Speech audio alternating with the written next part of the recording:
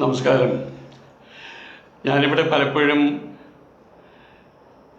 സംസാരിക്കുന്ന സമയത്ത് പലരും തെറ്റായിട്ട് ധരിക്കാറുണ്ട്. ഈ അടുത്ത കാലത്ത് ഞാൻ ഇതിനു മുമ്പ് ഇട്ടിരുന്ന പല വീഡിയോകളിലും ഹിന്ദു ക്ഷേത്രങ്ങളിൽ നടക്കുന്ന കാര്യങ്ങൾ, അതുപോലെ ഹിന്ദുക്കൾക്കിടയിൽ നടക്കുന്ന അവർണ സവർണ ഈ കാര്യങ്ങൾ കണ്ടിട്ട് മനം നൊന്തുകൊണ്ട് അതിനെതിരെ സംസാരിക്കുന്ന സമയത്ത് പലപ്പോഴും അതിന് നേരെ കമൻറ്റ് വരുന്നത് എങ്ങനെയാണ്, നിങ്ങൾ ഹിന്ദുവിനെതിരാണെന്ന് പറഞ്ഞിട്ടാണ്. ഞാൻ ഹിന്ദുവിനെതിരല്ല. കാരണം ഞാൻ ഹിന്ദു മതത്തിലാണ് ജനിച്ചത്, അതിലാണ് വളർന്നത്, അതിൻ്റെ കാര്യങ്ങളാണ് ഞാൻ പഠിച്ചത്. അതിനെതിരിടേണ്ട ആവശ്യം എനിക്കില്ല, മാത്രമല്ല അതിനെതിരിടാനുള്ള ശക്തിയും എനിക്കില്ല. അത്രയൊന്നും വലിയ ധീമാനോ ബുദ്ധിമാനൊന്നുമല്ല. ഇതുപോലെ ഏകദേശം ഒരു 3-4 ദിവസം മുമ്പ് ഞാൻ ഇട്ടിരുന്ന ഒരു വീഡിയോ ഉണ്ട്. ഒരുപാട് പേര് എന്നോട് സങ്കടങ്ങൾ വിളിച്ചു പറഞ്ഞു. ഒരുപാട് പേര് സങ്കടങ്ങൾ വിളിച്ചു പറഞ്ഞത് മുഴുവൻ മുസ്ലിം സഹോദരന്മാരാണ്. അതിനകത്ത് ഞാൻ പറഞ്ഞിട്ടുള്ളത്, ഈ നമ്മുടെ നാട്ടിൽ കേരളത്തിലാകട്ടെ, അല്ലെങ്കിൽ ഗൾഫിലാകട്ടെ, അല്ലെങ്കിൽ ഇന്ത്യയിലാകട്ടെ, എവിടെയാണെങ്കിലും ആകട്ടെ, പണ്ടൊരിക്കൽ ഷബ്ന ആസ്മി പറയേണ്ടായി, തെരുവിലെ ഹിന്ദുവിനും തെരുവിലെ മുസ്ലിമിനും യാതൊരു വിധത്തിലുള്ള ശത്രുതയും ഇല്ലാന്ന്. ഞാൻ എൻ്റെ കൺമുമ്പിൽ ഞാൻ ജനിച്ച വീട്, അതിൻ്റെ ചുറ്റുപാടുകൾ, അതിന് ഞാൻ പഠിച്ച സ്കൂളുകൾ, കോളേജുകൾ, അവിടെയൊന്നും ഞാൻ ഇങ്ങനെയുള്ള കാര്യങ്ങൾ കണ്ടിട്ടില്ല. ഒരു ഹിന്ദു ഒരു മുസ്ലിം പള്ളി കാണുന്ന സമയത്ത് അവൻ്റെ ഒരു പള്ളി എന്ന് പറഞ്ഞ് ഞാൻ കേട്ടിട്ടില്ല. പക്ഷെ ഇപ്പോൾ കുറച്ച് കാലമായിട്ട് ഒരു കൂട്ടം മാടികൾ, നമുക്കെല്ലാവർക്കും അറിയാം, ഷാർജയിൽ രാജകുമാരി പറഞ്ഞ പോലെ ഒരു ഗ്രൂപ്പ് ആളുകൾ മാത്രമാണ് ഈ കുളം കലക്കുന്നത്. ആരോ പണ്ടൊരു കഥ പറഞ്ഞ പോലെ ഒരു വട്ടകയിൽ പായസം ഉണ്ടാക്കുമ്പോൾ ഒരു പല്ലി അതിനകത്ത് വന്ന് വീണാൽ പോലെ ആ വട്ടകയിലുള്ള പായസം മുഴുവൻ നറുനാശമായിട്ട് പോകും. ഈ ഒരു അവസ്ഥയാണ് ഇപ്പോൾ ഉള്ളത്. ഇന്നിപ്പോൾ എന്നെ സംബന്ധിച്ചിടത്തോളം ഞാൻ പുറത്തേക്ക് ഇറങ്ങുന്ന സമയത്ത് എനിക്ക് ലജ്ജ തോന്നുകയാണ്. ഞാൻ പഠിക്കുന്ന സമയത്ത് എൻ്റെ ഒപ്പം മുസ്ലിം കുട്ടികൾ പഠിച്ചിരുന്നു. അവർ മുസ്ലിമാണെന്നും വേറെ മതക്കാരാണെന്നും ഞാൻ ഹിന്ദു ആണെന്നും ഞാൻ വേറെ മതക്കാരനാണ്, അങ്ങനെ ഒരു വിചാരം ഉണ്ടായിരുന്നില്ല. ആ ഒരു വിചാരം വെച്ചിട്ടാണ് എൻ്റെ ജീവിതവും ഞാൻ മുന്നോട്ട് കൊണ്ടുപോയിരുന്നത്. ഇപ്പം ഇങ്ങനൊരു കാര്യം വന്ന സമയത്ത് ഇന്നിപ്പോൾ ഇന്ത്യയിൽ ജീവിച്ചിരിക്കുന്ന, അല്ലെങ്കിൽ നമുക്ക് കേരളത്തിൻ്റെ കാര്യം എടുക്കാം, കേരളത്തിൽ ജീവിച്ചിരിക്കുന്ന 99.99% ഹിന്ദുക്കളും പാവങ്ങളാണ്. നമ്മളെല്ലാവരും സാധാരണക്കാരാണ്. കോടീശ്വരന്മാരോ അംബാനിമാരോ ഒന്നുമല്ല. നമ്മുടെ അന്നന്നത്തെ ദൈനംദിന ജീവിതവുമായിട്ട് അത് അങ്ങോട്ടും ഇങ്ങോട്ടും അതിൻ്റെ അറ്റം മുട്ടിക്കാൻ വേണ്ടി കഷ്ടപ്പെടുന്നവരാണ് നമ്മൾ. ഇതിൻ്റെ ഇടയിൽ നമുക്ക് മുസ്ലിം എന്ത് ചെയ്യുന്നു, ഹിന്ദു എന്ത് ചെയ്യുന്നു, ക്രിസ്ത്യാനി എന്ത് ചെയ്യുന്നു, അവരുടെ ദർശനം എന്താണ്, ബൈബിൾ എന്താണ്, ഖുറാൻ എന്താണ്, ഗീത എന്താണ്, നമ്മൾ സാധാരണക്കാരൊന്നും ഇതിനെക്കുറിച്ച് ബോധേടല്ല.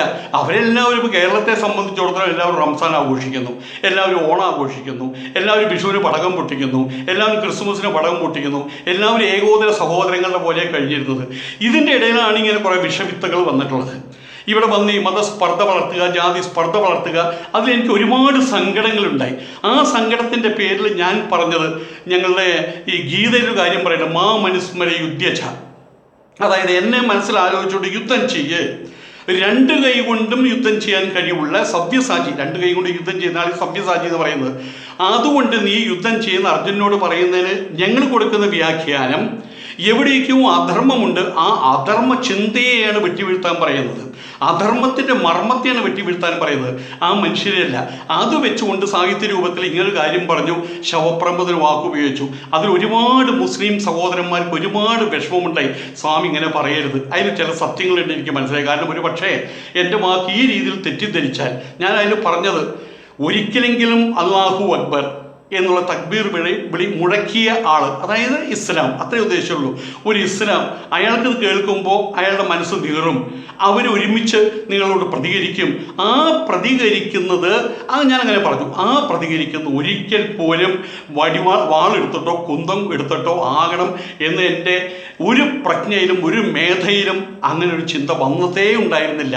ചെയ്യേണ്ടത് ഞാൻ വീണ്ടും പറയാം, എന്നെ പല സുഹൃത്തുക്കളും വിളിച്ചു പറഞ്ഞത്, ഇപ്പോൾ കുറച്ച് മുമ്പ് ഒരു സുഹൃത്ത് വിളിച്ചു പറഞ്ഞപ്പോൾ എനിക്ക് വലിയ സങ്കടം തോന്നി. അങ്ങനെ ഒരു ഉദ്ദേശം വെച്ചിട്ടല്ല ഞാൻ എവിടെയെങ്കിലും ഒരു മുസ്ലിം സമുദായത്തിൽ നുഴഞ്ഞു കയറി അവിടുത്തെ രഹസ്യങ്ങൾ കൊണ്ടുവന്ന്, അതിനൊന്നുള്ളൊരു ശേഷിയില്ല, അങ്ങനെയുള്ള ഒരാളുമല്ല. ഞാനൊരു പാപം സാധാരണക്കാരനായിട്ട് ഒരു ഭിക്ഷു മാത്രമാണ് ഞാൻ.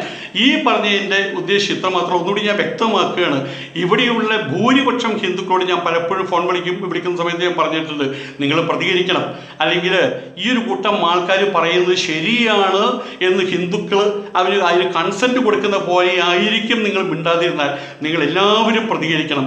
ഈ ഒരു കൂട്ടം ആളുകളെ അവരെ ഹിന്ദുവിലും പെടുത്താൻ പാടില്ല, അവരെ മുസ്ലിമിലും പെടുത്താൻ പാടില്ല, അവരെ ക്രിസ്ത്യാനിലും പെടുത്താൻ പാടില്ല. വാളും പരിചയം എടുത്തുകൊണ്ടുള്ള യുദ്ധത്തിന് പുറപ്പെടുന്ന ആളുകളോട് പറയാം. അങ്ങനെയല്ല, ഒരു മതത്തിലും അങ്ങനെയുള്ള കാര്യങ്ങൾ പറഞ്ഞിട്ടുമില്ല. അങ്ങനെയുള്ള ദർശനപരമായിട്ട് ആശയപരമായിട്ട് നേരിടുകയാണ് വേണ്ടത്. ഈ ആളുകളെ എല്ലാവരും ഏകോദര സഹോദരങ്ങളുടെ പോലെ തോളോട് തോള് കൈയിട്ടുകൊണ്ട് ഇവിടുത്തെ ഹിന്ദുക്കളും ഇവിടുത്തെ മുസ്ലിങ്ങളും ഇവിടുത്തെ ക്രിസ്ത്യാനികളും ഈ നിരീശ്വരവാദികൾ അടക്കമുള്ള ആളുകൾ ഈ ഒരു വിപത്തിനെ അതിനെ ആശയപരമായിട്ട് നേരിടുക എന്നൊരു ഉദ്ദേശം വെച്ചുകൊണ്ട് മാത്രമാണ് ഞാൻ അങ്ങനെ ഒരു വീഡിയോ ഇട്ടത്. അത് മറ്റൊരു രീതിയിൽ അത് എന്തെങ്കിലും മറ്റേ വിപ്ലവത്തിനോ കലാപത്തിനോ ആഹ്വാനം ചെയ്യുന്ന രീതിയിൽ ആരെങ്കിലും മനസ്സിൽ എൻ്റെ വാക്കുകൾ ചെന്ന് തറച്ചിട്ടുണ്ടെങ്കിൽ അതിനവർക്ക് വിഷമം ഉണ്ടായിട്ടുണ്ട്. എൻ്റെ ഉറ്റ സുഹൃത്തായിട്ടുള്ള ഖത്തറിലുള്ള എൻ്റെ ഉറ്റ സുഹൃത്ത്, അവിടെ തന്നെ ജനിച്ച് വളർന്നിട്ടുള്ള ഒരു ഉറ്റ സുഹൃത്ത്, 40 വർഷമായിട്ട്, അദ്ദേഹത്തിന് 55 വയസ്സായിട്ടുള്ളൂ, പക്ഷേ കുട്ടിക്കാലം മുതൽക്ക് അവിടെ തന്നെയാണ്. അദ്ദേഹം പോലും എന്നോട് വിളിച്ചു പറഞ്ഞു, സ്വാമിജി ആ വീഡിയോ എടുത്ത് മാറ്റൂ സ്വാമിജി, അതെല്ലാവർക്കും വലിയൊരു വിഷമം ഉണ്ടാക്കുന്നു എന്ന് മുസ്ലിം സഹോദരന്മാരാണ് വിളിച്ചു പറയുന്നത്. അപ്പം ആയതുകൊണ്ട് ഒരു കാര്യം മനസ്സിലാക്കുക, ആരുടെയും മനസ്സിൽ വിഷത്തിൻ്റെ വിത്തുകൾ ഇടാനോ ആരുടെയും മനസ്സിൽ തീ പടർത്താനോ ഈ ഉള്ളവൻ ഒരിക്കലും ശ്രമിക്കില്ല.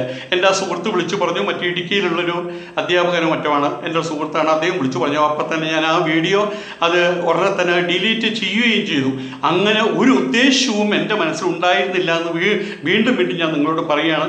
അങ്ങനെ ആർക്കെങ്കിലും തോന്നിയിട്ടുണ്ടെങ്കിൽ അത് നിങ്ങളുടെ തോന്നൽ മാത്രമാണെന്ന് ഞാൻ പറയില്ല. നിങ്ങളെക്കൊണ്ട് അങ്ങനെ തോന്നിപ്പിച്ചതിൻ്റെ പേരിൽ, നിങ്ങളെക്കൊണ്ട് അങ്ങനെ തോന്നിപ്പിക്കുന്ന തരത്തിലുള്ള വാക്കുകൾ ഞാൻ എൻ്റെ വായിൽ നിന്ന് പ്രയോഗിപ്പിച്ചിട്ടുണ്ടെങ്കിൽ തീർച്ചയായിട്ടും അതെനിക്ക് പറ്റിയ തെറ്റാണ്. കാരണം ഞാൻ പറയുന്ന മലയാളം, ഞാൻ ജനിച്ച ദേശത്തെ മലയാളം, അത് വെച്ചിട്ട് എല്ലാവരും ഞാൻ ഉദ്ദേശിക്കുന്ന തരത്തിലുള്ള കാര്യങ്ങൾ തന്നെ ഏറ്റുവാങ്ങിക്കൊള്ളണമെന്നില്ലല്ലോ.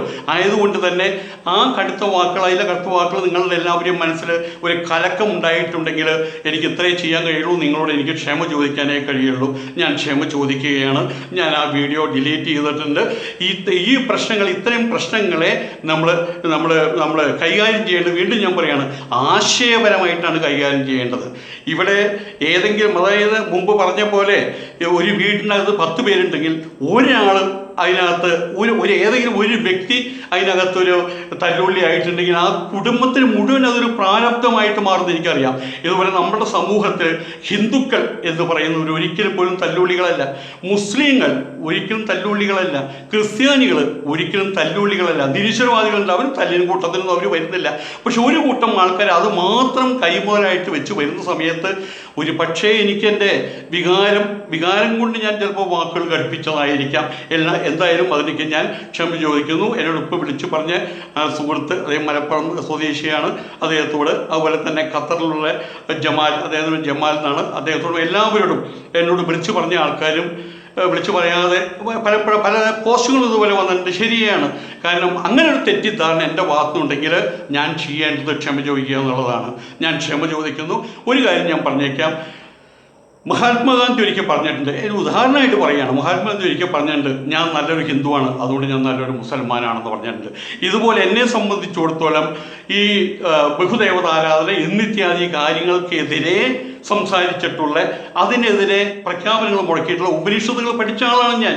അപ്പോൾ അതിനോടനുബന്ധമായിട്ട് അതിനോട് സാദൃശ്യം പുലർത്തുമാറുള്ള കൽപ്പനകളാണ് ഖുറാനിൽ എന്ന് കണ്ടപ്പോൾ, അതുപോലെ നബിത്തിന്മയുടെ ജീവിതചര്യ അത് കണ്ടപ്പോൾ, അദ്ദേഹത്തിൻ്റെ കഷ്ടപ്പാടുകളും ബുദ്ധിമുട്ടും ഇതെല്ലാം കഴിഞ്ഞിട്ട് ഒരു മതത്തെ എസ്റ്റാബ്ലിഷ് ചെയ്ത് കണ്ടപ്പോൾ വന്നിട്ടുള്ള ആ സൗകുമാര്യം, ആ ജീവിത സൗകുമാര്യം അത് കണ്ടപ്പോഴാണ് ഞാൻ അദ്ദേഹത്തിൻ്റെ ജീവചരിത്രം അത്രമാത്രം എന്നെ ആവേശിച്ചതുകൊണ്ടാണ് ഞാനത് പറയുന്നത്. ആ ജീവചരിത്രത്തിനകത്ത് ഒരു വാക്ക് ഞാൻ കൂട്ടിച്ചേർക്കുന്നില്ല, ഒരു വാക്ക് അതിനടുത്ത് മാറ്റുന്നില്ല.